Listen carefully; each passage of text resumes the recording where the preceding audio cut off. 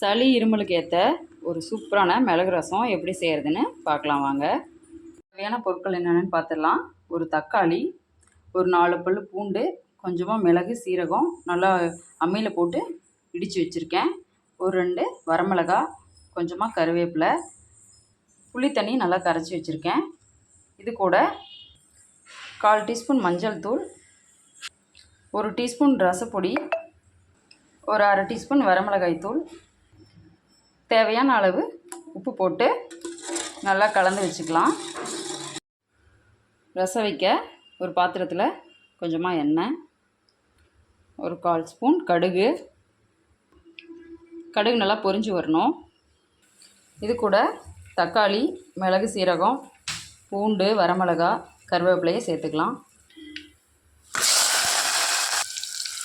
போட்டு நல்லா வதக்கிக்கலாம். கொஞ்சமாக பெருங்காயம் சேர்த்துக்கணும்.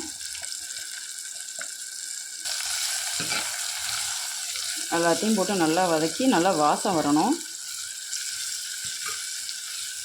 இப்போ பார்த்திங்கன்னா தக்காளி பூண்டெல்லாம் நல்லா வதங்கி வந்துடுச்சு. இப்போ கரைச்சி வச்ச புளி கரைசலை ஊற்றிக்கலாம்.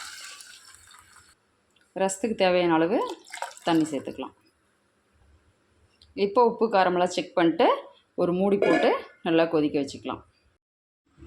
ரசம் நல்லா நுரக்கட்டி லைட்டாக கொதிக்க ஆரம்பிச்சிருச்சு. இந்த ஸ்டேஜில் கொத்தமல்லி இலையை தூவி இறக்கிடலாம். சூப்பரான மிளகு ரசம் ரெடி.